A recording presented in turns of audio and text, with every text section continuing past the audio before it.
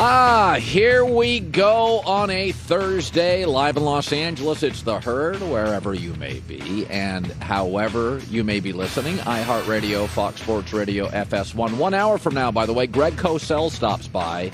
If you're into the NFL draft, a lot of like bad teams have a couple of picks in the first round. Some good teams have 2 picks later in the first round. Greg Cosell, the prospects he likes, the prospects he's concerned about. And Joy Taylor is joining me today. Tiger in the Masters this weekend. I don't think he's going to win. I'm going to take Dustin Johnson, but I do like all the big hitters now in golf. All the Brooks Koepkas and the Rory McIlroys and the Dustin Johnsons. And the Tiger Woods is still long off the tee. How are you? I'm great. Have you ever been to the Masters? I have not been to the Masters. We were thinking about that podcast company I have, The Volume. We're thinking about setting up shop here in the next few years and going annually and covering it like a big event. So we have some big-time golfers on our staff that I'm willing to be a reporter. You could be a reporter. I've always wanted to go to the Masters. It's on my list. Well, there's 2 golf tournaments that I kind of feel like I will sit by the TV all weekend. My wife's out of town. U.S. Open, especially when it's at Pebble Beach, Pinehurst, Pebble Beach, and the Masters. Ryder Cup can also be a lot of fun. There's golf's got it's the ultimate. You know what I mean? It's golf's most gentlemanly, most austere event. It's definitely gentlemanly. Yeah. But yes, it's an experience. Yes. It's one of those bucket list sports. I haven't been to the Kentucky Derby. Yeah. You need to go to that, get a big hat. Yeah. Yeah. Win some money. I think they're all good plans. So let's start with this. So, it used to be that when LeBron flirted with you, said something off the cuff, boy, I'd like to play with that guy or that guy, you'd call your agent. LeBron said he wants to play with me. Now LeBron doesn't even flirt. He hits on Steph Curry. Steph doesn't call his agent. Steph's like, I'm flattered. So LeBron said this on The Shop. This is very interesting, his show. Steph Curry's the one that I want to play with, for sure, in today's game. Why Steph? Man, I love everything about that guy. And that mother, Lethal. Lethal, man. When he get out his car, you better guard him right from the moment he pulls up to the arena. As soon as he get out of his car, you better guard his ass. You might want to guard him when he get out of the bed. The parking deck. Swear to God. That's not even flirting. That's like, I want to be a teammate of Steph Curry. And again, for years and years, if LeBron even casually said he was interested, casually flirted, you called your agent. Can I get to LeBron? But this is like the 3rd or 4th time LeBron said, I want to play with this guy. And here is Steph Curry's latest response.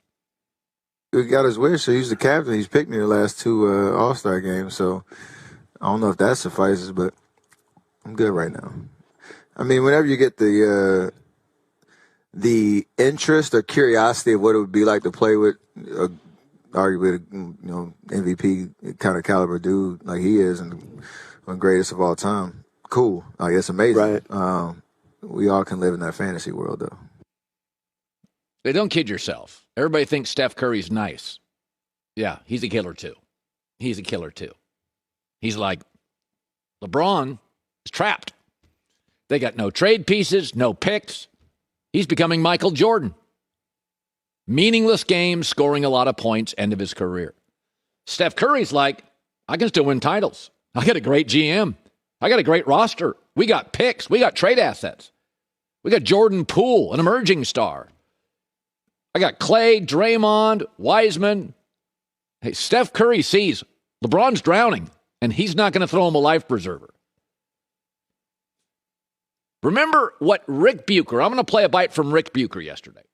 Rick Bucher was on our show yesterday. LeBron has come to terms with a reality. And remember, LeBron bailed on D. Wade. That's his best friend in the league. So LeBron's bailed on coaches, Pat Riley, franchise, D. Wade. Here's what Rick Bucher said yesterday after they won in the bubble and the team comes back and AD is out of shape. LeBron... That Anthony Davis is not the guy.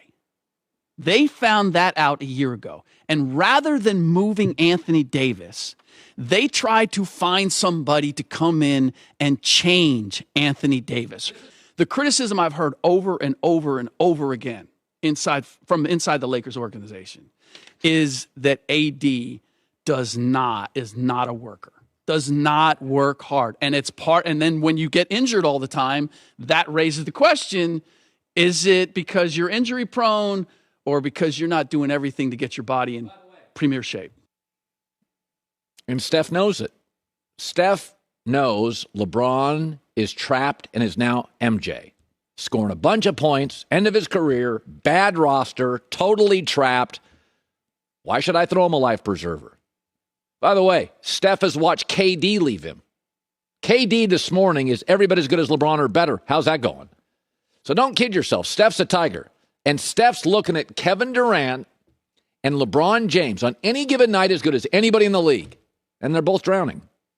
One guy's got wackadoo Ben Simmons and Kyrie Irving and James Harden left. And the other guy's got a roster. There's no picks. Who are you going to trade and get for Westbrook?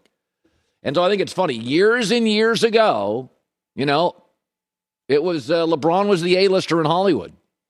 Ryan Gosling called. You listened. Now he's straight to rental. He's had back-to-back bombs in Hollywood, has LeBron. And Steph Curry's not the least bit interested. You saw the way he said it. I'm good here. Yeah, he is good there. Steph Curry is good. Jordan Poole, James Wiseman, Andrew Wiggins, Klay Thompson, lot of picks, Steve Kerr, Bob Myers, great owner. Steph Curry knows they can reorganize this thing. They can tweak this thing. Don't kid yourself. Golden State, Steph knows I'm going to stay here with these guys. I'm not going to do a KD and leave a brain trust like us. I'm not going to be LeBron and bounce around the league, all this mobility. Right now, Steph knows I'm going to end my career at the top of this league. KD's not. LeBron, who I've beaten in 3 of 4 finals, is not. And by the way, how you end matters. Go look at Tom Brady's career. Look at Brady and Manning for a long time. Brady and Aaron Rodgers. Look how Brady's ending his career and writing the final chapters. He's separated. Steph Curry's like, I'm one of the 4 or 5 greatest players in the last 10, 12 years. Durant, Steph, LeBron, and Steph looks at those guys and thinks, no. I'm going to be the Brady. Last 4 or 5 years, I'm going to stay in Golden State, and we're going to vie for a championship. I'm not throwing a life preserver to KD again, and I'm not throwing it to LeBron James. Even Nick Wright loves LeBron. Couldn't defend him based on what we've seen the last couple of years with LeBron James. LeBron this year is going to finish averaging 38 and 6. And I think it's pretty damn clear that we all have to acknowledge and admit he's no longer in his prime. And the real signal he was no longer in his prime should have been last year's playoffs, where for the first time in a decade, he wasn't dominant in the postseason. He is still clearly one of the, at worst, 7 best players in the sport, but he is no longer a walking finals berth. Bingo. And Steph Curry's reply to LeBron's flirtation. 3 words. I'm good here. Yep. So's the rest of the league. No longer can LeBron flirt and you call your agent. Now other stars just say, I'm flattered. I'm good here. All right, so Bruce Arians and Tom Brady. I said last week, got some pushback. I said, don't tell me Bruce Arians really wants to end his career upstairs in a cubicle. And don't tell me Brady, the most planned guy in the world, retires, unretires. He and Arians are not tight. Arians called him out multiple times. You don't call out superstars. I don't care if it's Messi, Ronaldo, Steph Curry. You don't keep calling out superstars. Bruce Arians did it again.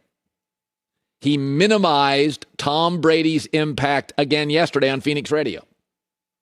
I get credit, and Brady gets way too much credit for what Byron does with our offense. And one of the reasons I hope he gets all the credit he deserves this year to get a head coaching gig. He had about 4 or 5 teams real interested last year. I would anticipate him to be a head coach real fast. I counted. I went and looked this morning. That is now 8 times that Bruce Arians, since he and Tom Brady have joined at the hip, that he has either marginalized him, criticized him, or said he's not that important, he gets too much credit. You don't do that with stars. You don't do that with superstars. And this goes back, the more Bruce talks, the more it proves there's turbulence here. There's never been a time that Bruce Arians in his career said, you know where I want to end my career? Upstairs in the office in a cubicle looking at college tape.